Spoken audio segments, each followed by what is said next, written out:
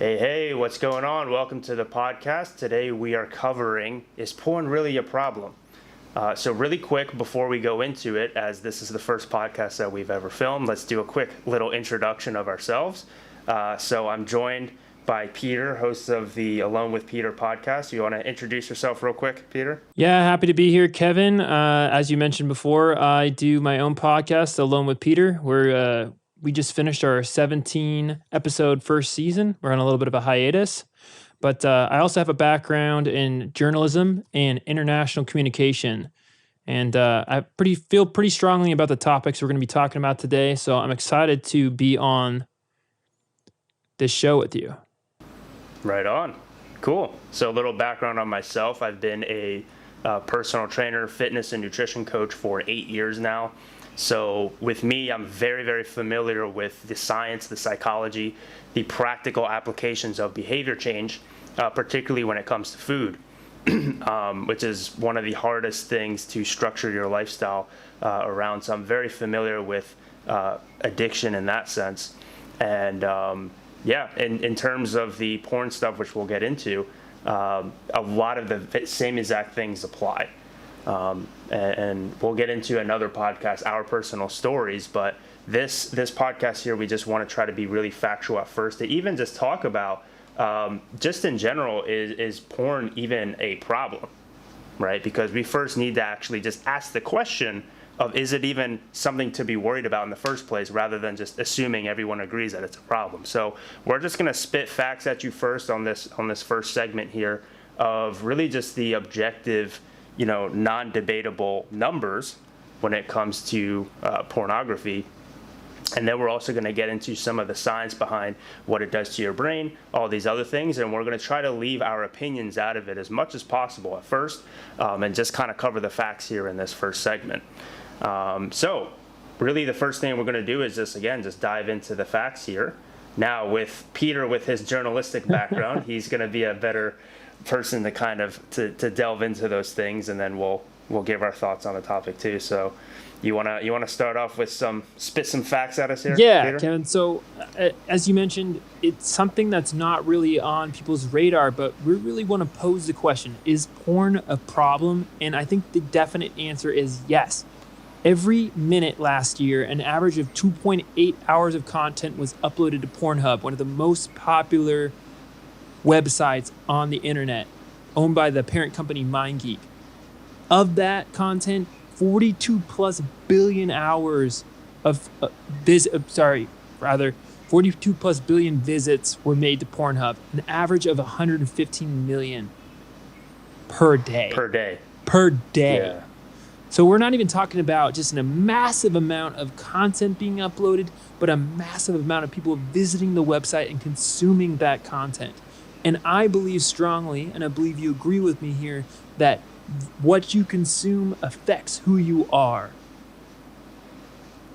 Absolutely. And in that same regard... And one other thing that I want to point out really quick too is this is just one website, guys. This is the most popular one, probably, I'm assuming. One of them, if not the most. There's a whole... Oh, it's definitely the most. But, even if it's like the titan of the porn sites, for example, there's still so many other porn sites, right? Like Pornhub is basically mostly free, so basically everyone has access to it, therefore it's going to have a lot more visits. But also, there's other things out there that are like paid services. Nowadays, it's a lot different now because you have like OnlyFans, for example, where individual influencers that you like from Instagram will kind of make their own paid for pornographic content. So it's everywhere. It's absolutely everywhere. And we'll cover this on another podcast too, but I think softcore porn, kind of some of the things that are more allowed on social media, for example, that's a huge problem as well. Yeah. Today we're just going to be talking about porn in general, more so the hardcore, stuff that you would find on Pornhub, for example. But just to give you an idea, guys, we can't find the exact numbers on it. We can find the exact numbers for certain websites, but to try to combine all of them, and this is also not including, like some dark web stuff that might even be illegal that we wouldn't have access to in terms of the information of how prevalent it is as well. We can only kind of speculate, right? There's a massive amount of content. So this is just one website. There's a massive amount of content being made on a daily basis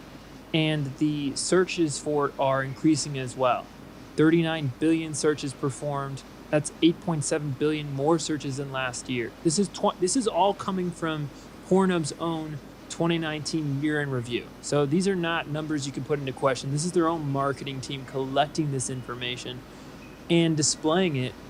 And it's just our purpose in showing these numbers is just to show that not only is a massive amount of content being made, but an enormous amount of it being consumed on a regular basis. And our next point is really just to see, what does that do to your brain? Yeah, it's a massive amount of it. It's absolutely insane how much it does, and we'll get into really what it does to your brain, because obviously that's the part that's going to be most affected, not the rest of your body. I mean, maybe it does in some ways, but we're going to focus on the brain, the psychology of really what porn does to your brain. So do you have any facts to kind of spit at us really quick off the bat with that, Peter? In regards to the brain, do you want me to... Well, just with addiction in general, the major factor when it comes to your brain is dopamine, right? There's a concept of chasing the dragon. They talk about it with someone who's shooting heroin, for example. There's this concept that the first high is something you can't beat. You're always chasing it. You're talking about dopamine in this situation. And serotonin and dopamine levels, you have a finite amount of them in your body. So it makes it more and more difficult the more stimulus is needed to release dopamine. So as you go, whatever you're addicted to, it's going to take more and more extreme levels of access, stimulus, whatever you want to call it, in order to achieve the same amount of dopamine. And dopamine is a good thing. It's in your brain for a reason. It's there to make you feel endorphins. It's there to make you feel happy. It's there to de-stress you. But the problem is, when you're doing something like watching porn on such a regular basis, you're releasing a large amount of dopamine to try to deal with things a lot of times even. And now you have to go and find more and more extreme content to just get the same kind of dopamine release. And Kevin, what I see from that is eventually you start watching more extreme porn, but I also think it starts affecting your relationships, the way that you look at other people and how you interact in your romantic relationships with others. Absolutely. Yeah. And really quick too, one of the interesting parts of dopamine is, yes, it's the pleasurable part, but it's important we make the distinction of dopamine actually is the thing that motivates you to seek a certain other hormone, which I believe is oxytocin. And so dopamine's kind of like the motivator to get you moving. So like, for example, while you're watching porn, it's dopamine that's the driver, right?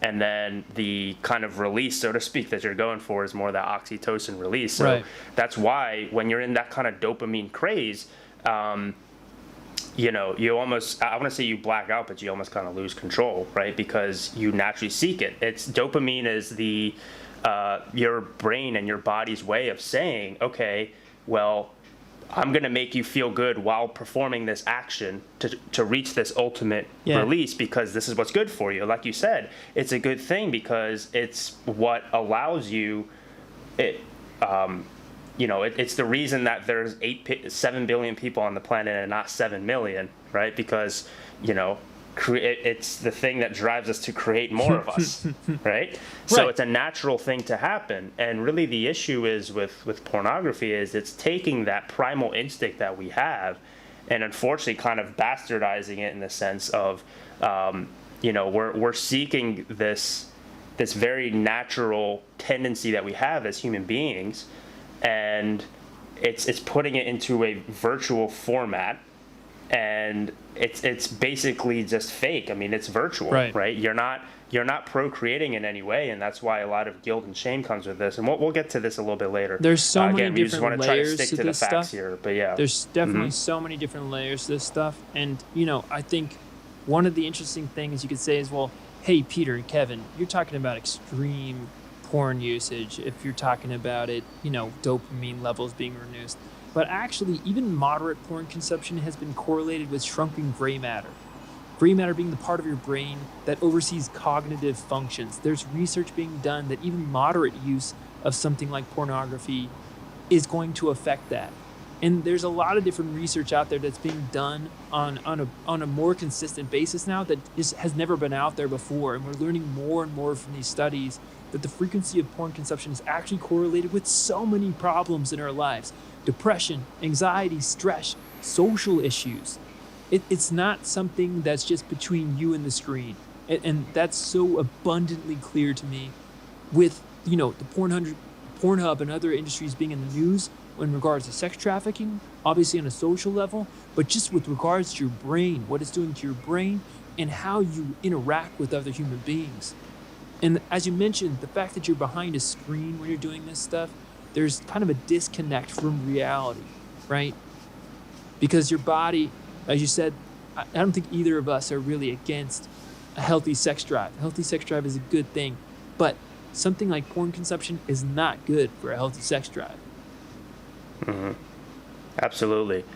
Yeah, I mean, it's not good at all for a healthy sex drive, because this is my personal view, and this isn't necessarily 100% scientifically studyable, so this is a little bit more in the realm of theory, but I truly believe that your masculine energy, which comes from your sex drive as a man, like, especially as a man, your sex drive is extremely powerful, and unfortunately, we only see the times where that sex drive is used for bad things. So for example, someone who is a rapist, right? He uses that sex drive to, violate and be violent with women. Terrible, awful stuff.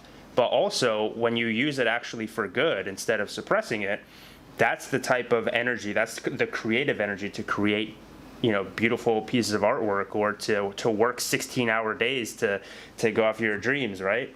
That masculine aggressive energy, you can transmute that toward not just sex, but also things throughout your life. And if you're constantly releasing throughout the day, that just drains you, right? Just from a your psychological standpoint. Testosterone levels are going to be down even. There's so many different things that are affected by this, whether it be the way that you view yourself, your internal image, or the way you view others, as we mentioned before. But also it ends up influencing your sexual preferences as well. And so it ends up being unhealthy for your relationships, your physical relationships with others, especially your romantic partners, because it ends up shaping your worldview and your cultural view of the way that things are supposed to be. And let's be honest, what you're seeing in porn is the farthest from reality. People do not like to be treated the way that they're being treated in porn. And there's definitely evidence showing that this kind of consumption and the type of subject matter is influencing how people basically discern their sexual preferences and things like that. And, there's evidence, and you can attest to this maybe when we talk about our stories a little bit later on, but you're going to find your sex life significantly less satisfying a lot of times because of increased porn consumption. Exactly. I mean, it's keep in mind, when these porn companies create these videos, they try to make it as it's a fantasy that they're trying to fulfill. Right. So by definition, a lot of the things in there actually aren't going to be realistic, and it can actually affect your own self-image. So for example, like the way that some of the guys look in there, right? They have certain physical features that might actually make you feel emasculated. Yeah. Also, but not just for yourself too, but also your views on women, right? The women in those videos tend to have enhancements and things like breast enhancements, all those other types of stuff. Just wearing a ridiculous amount of makeup, putting themselves in and acting in a way that most women wouldn't actually act in the bedroom. In society that way. It's a no-brainer if you think about it, like really think about it, if you ask me. But after being exposed to porn, men report being less satisfied with their partner's physical appearance, sexual performance, and level of affection for them, because they expect you to be this like 10 out of 10 person who has no emotional involvement, doesn't want emotional involvement, but is yet willing to do everything you want them to do to please you and desire you. That's not how human beings are. There's a give and take in relationships. If you want someone to just do something for you, regardless of what's going on, you're probably going to end up going out and doing something to somebody that they don't want to have happen to them.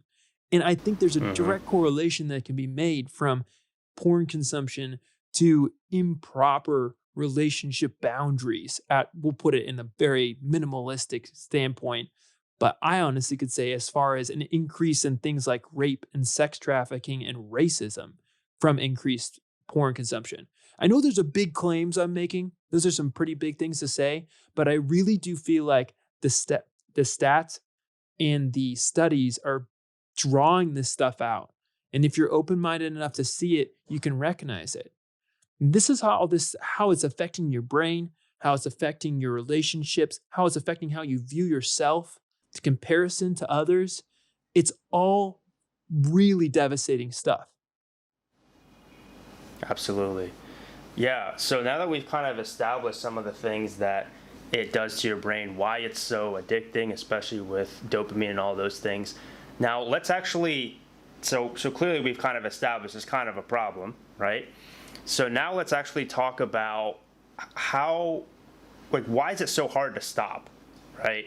Because we know it's a problem, fine. But if it's something that was easy to stop, then, 42 billion people wouldn't be visiting, Right. Pornhub per year, 115 million visits per day, right? Right. So there's hundreds of millions of people across all the porn sites going through it per day. If it was easy to stop, then that number wouldn't be so high. Well, let me right? ask you this, Kevin. So, how many of the people do you think that are visiting those sites think that they should stop? Have you even considered that? That's a good point, man. Because if you're an alcoholic, you've at least thought about putting down a drink. Nobody's talking about quitting porn. Yeah. Well, it's interesting. There's actually a decent, there's a movement now called NoFap, which we're both familiar with, which, I think a lot of guys, and what's even cooler than that, there's every November now, this is something that I think some of the Gen Zers came up with. They call it NoFap. No Nut November. No Nut November. Yeah. So, I think there's a recognition of this being more of a problem. So It's interesting because with the internet has made porn way more prevalent and easy to access.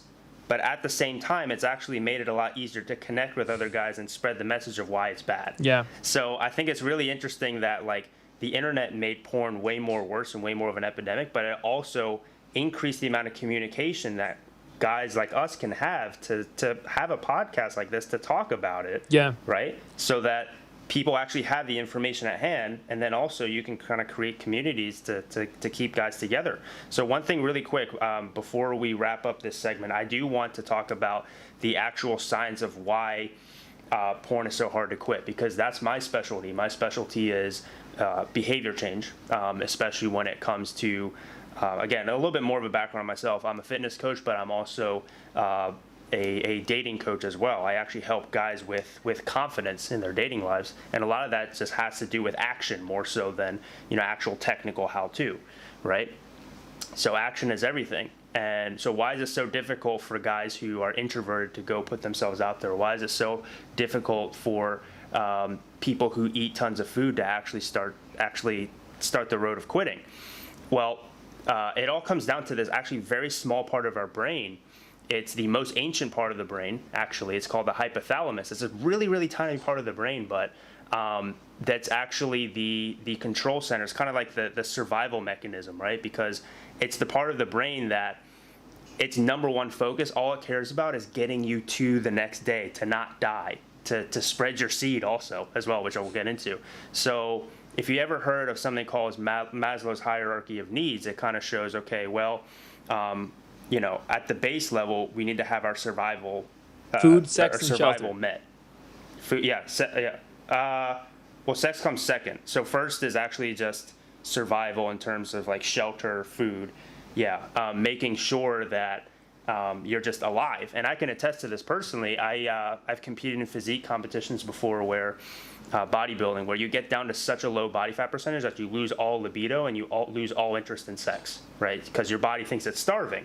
So that's number one, making sure that you're alive. If you're starving, if you're about to die of thirst, you're not thinking about sex, right?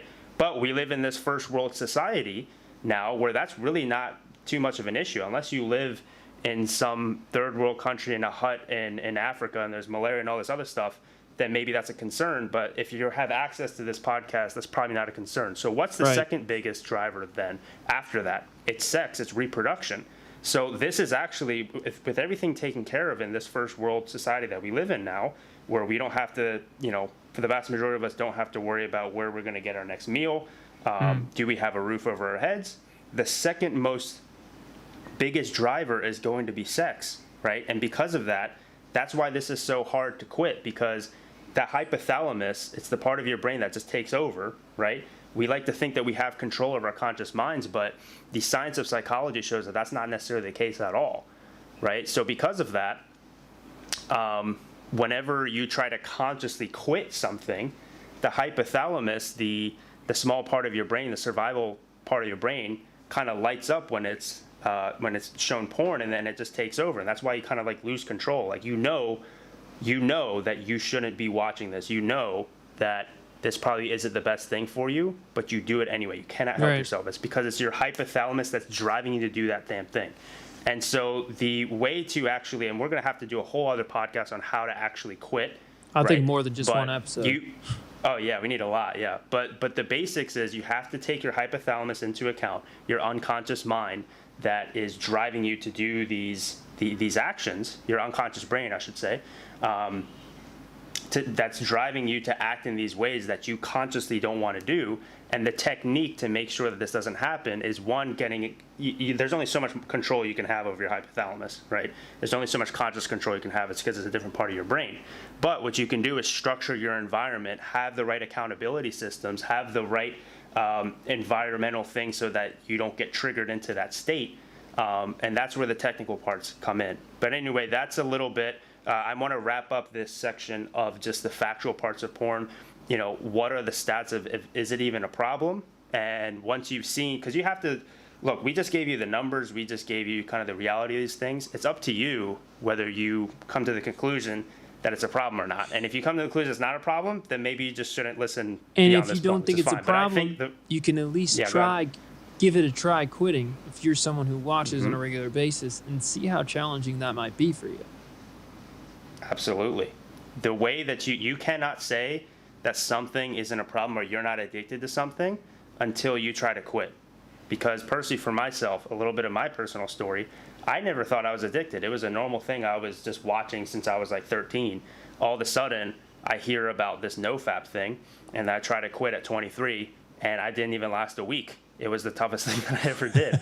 So obviously, alone. I was very addicted and didn't even know it. You're not alone. But anyway, and that's a I want to common wrap theme. I want to wrap this section up really quick. Just do a little bit of a recap, and then we'll talk about the next segment. So quick little recap, pornography. Those are kind of the stats that we gave on it. Again, 115 million visits per day, which is insane. And that's just one website. So it's probably, that times at least 2 or 3 in terms of the entire world. On top of that, the reason that porn is so entertaining and we would argue also addicting as well is because it's really manipulating the dopamine, the reward centers of your brain. And the reason that it's so difficult to quit is because the hypothalamus, the small part of your brain that only cares about survival, gets triggered. And because we have all of our needs met, if you're watching this from Maslow's hierarchies of needs, because you have all of your needs met from a survival standpoint of shelter and food, the next biggest drive you're naturally going to have is to reproduce. Yeah, and because of that, you're going to be so driven toward this. And because it's always shown in your face, your conscious mind, you can only have so much willpower to use your conscious mind to actually take control of your unconscious impulses. And that's why this is so difficult. Okay, so those are the facts around it. Do you have anything else to add, Peter, before we before we get into our next segment? I think we should get into the next segment, which is really to talk about who is affected by porn.